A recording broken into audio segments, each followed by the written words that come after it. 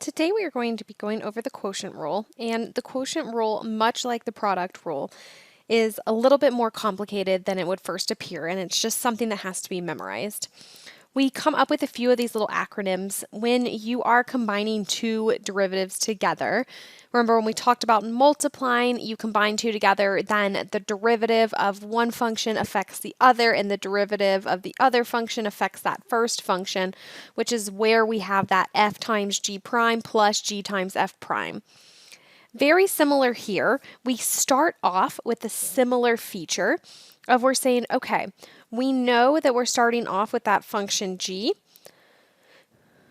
and then we're saying, all right, function g, let's multiply that by the derivative of function f. And then we're going to take that original function f and multiply that by the derivative of function g. All of that happens over that denominator squared, or that g squared. So very similar to our product rule, it's just that we have a subtraction sign in between because we are dividing. And then because that derivative is happening to, or that denominator, right, is like happening to both of these functions, then we have to square that denominator. So our kind of like little mnemonic device here to help us remember is low d high. So low d high, d is derivative, minus high d low over low low. Sounds like a little bit of a tongue twister, but you'll get used to it. Low d high d low, low low. And that derivative, right, that derivative of that high happens to be that f of f prime of x. And then that derivative of that low is that g prime of x. So let's get some practice done here. First off, I'm going to go through and I'm going to start naming. We're going to call 2x cubed plus 4x squared minus 7, we're going to call that f. And then we're going to call x minus 5g. So let's also get what is f prime and what is g prime. G prime is just going to be 1. I'll start off with him because he's easy peasy. F prime is going to be 6x squared plus 8x. Now I'm just going to do my same thing. We have my low d high minus high d low all over low low. So g prime of x equals, let's start getting that. I'm going to color code in some sections because I know that we're going to have low, that g of x all over g of x squared, low derivative of the high, so that's that f prime, minus high derivative of the low. Oop, I'm like running out of room. I definitely wrote myself too big here. All over that low squared. So here's my basic structure, and I'm just going to fill in the blank with what I know. You can get started here. So low is x minus 5 times the derivative of the high. So that's that 6x squared plus 8x minus high. Where did my colors go? There we go. Okay. High, which is that f of x, that 2x cubed plus 4x squared minus 7 times the derivative of the low, which is just 1 all over the low squared. So that's all over x minus 5 squared. Now you can leave it like this. This is totally a proper form. If you want, you can press pause on this video and multiply everything out to simplify. The only reason I say simplify is because a lot of times the multiple choice on the AP test, or almost always, they're simplified. So we still need to keep sharp with our algebra skills and simplifying our answers, but just know that if it were a short answer or free response, it would not require you to simplify that answer. So press pause now and work on that multiplication and that simplification of the answer, and then check it out in a bit to see where you're at. So here we are, all fully simplified. Remember, you can totally keep it in that original format, but I want for you guys to be able to work through both of those formats just in case.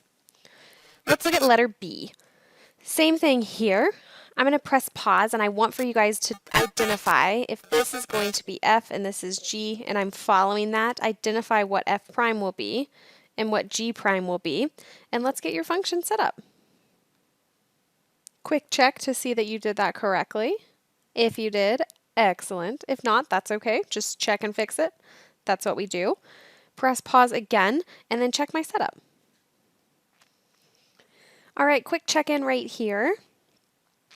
Feeling good, I hope. And now let's keep on working this through. So remember, it's okay for you to stop there, but let's keep on working this through to make sure nothing cancels out. So if I were to work this out, you can factor an e to the x out of those first two terms. You're left with an x squared plus 2 and then a minus 2x. This is all over x squared plus 1 squared. And then let's just simplify that a little bit further, because if I know this factor is x squared minus 2x plus 2, I know that that simplifies out to an x minus 1 squared. The only reason I did that was just kind of like, we need to be mindful about sometimes we can factor these things out into something that will cancel. And I just realized that I totally threw in, I did my factoring correctly, but for some reason I made that 1 into a 2. So let's just fix that. Whoops.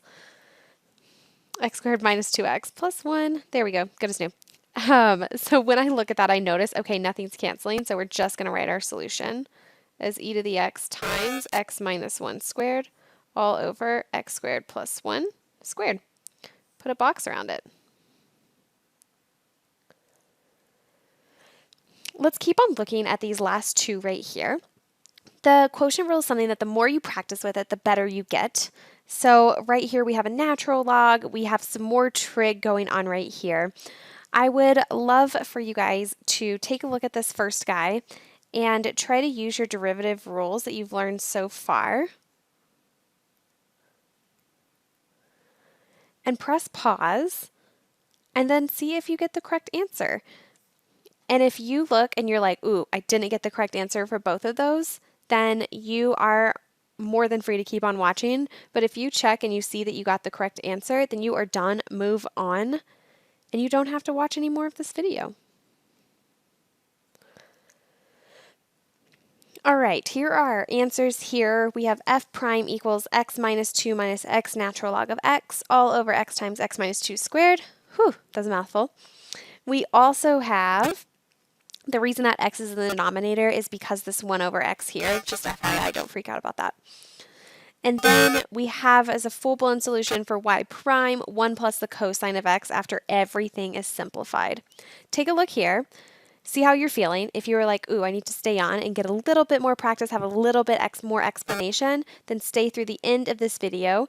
If you checked your work and you got it correct, then I will see you guys tomorrow and we will go over more of these examples.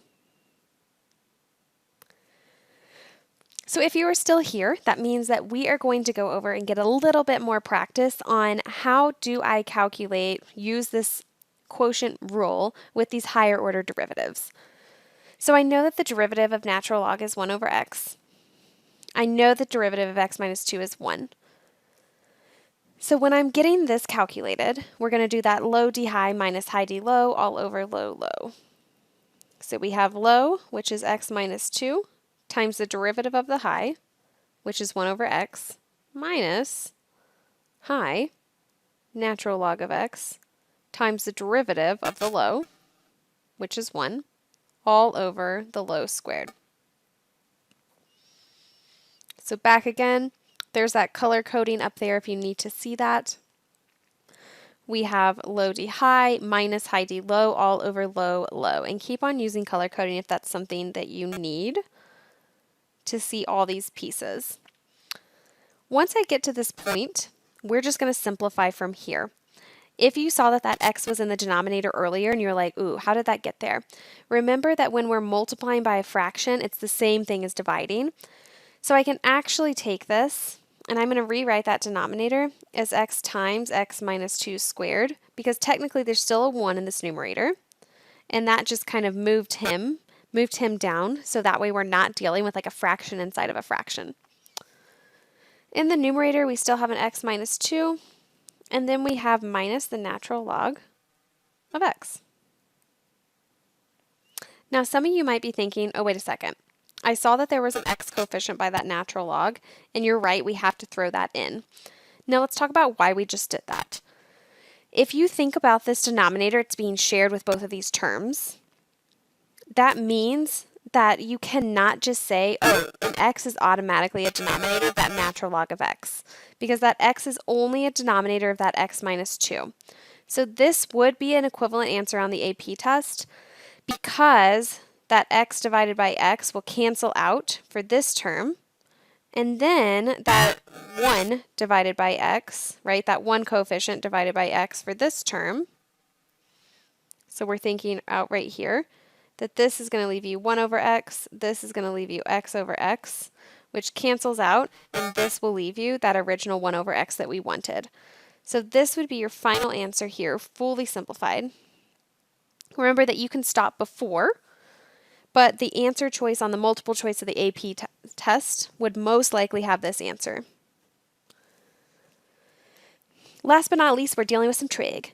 So we have y equals sine of x and over 1 plus cosine of x. So let's call sine f. Let's call 1 plus cosine of x g. When we're doing our derivatives, we know that f prime, the derivative of sine of x, I always go through and I draw these little things. Ms. Hartman reminded me of that the other day. Really appreciate that. So remember, we have our sine x, we have our cosine x. The derivative of sine is increasing, so it's going to be a positive cosine. G prime, the derivative of 1 is 0. Cosine decreases first, so to make that sine match the slopes of that cosine, it needs to be a negative sine of x. So it's something you can memorize or just write down those graphs and use your knowledge there. So when I'm finding y prime, I have low times the derivative of the high. My low is 1 plus cosine of x times the derivative of the high minus high times derivative of low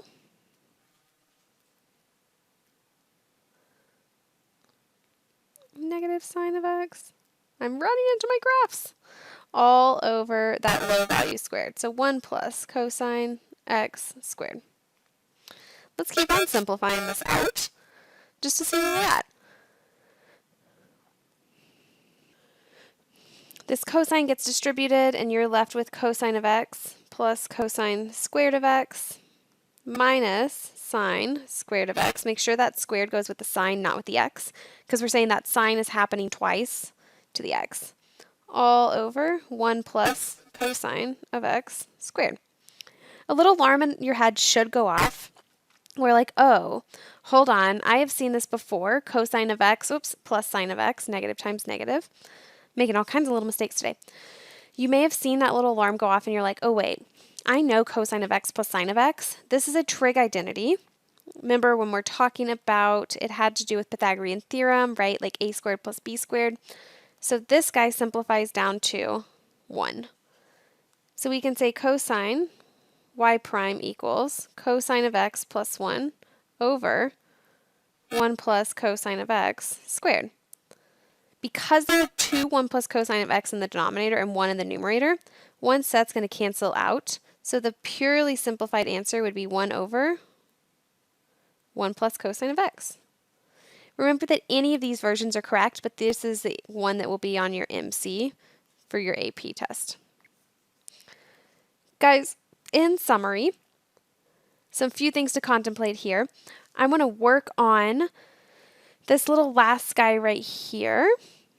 I want for you guys to press pause and work on this example 3, the equation of the tangent line to the graph at 0, 1. We will go over this in class tomorrow, but it's something that I want you to have in the back of your brain and maybe already have attempted so that you know exactly where you are confused, or if you're not confused, you know exactly where you're like, okay, great, this is a tricky part. This is something that I need to remind myself of in the future.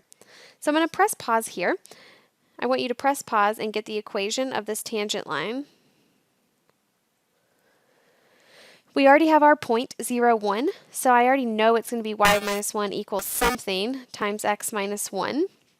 Use the quotient rule to find what is f prime of x, and specifically what is f prime of 1 given this function. We'll talk about this tomorrow. I'll see you guys then.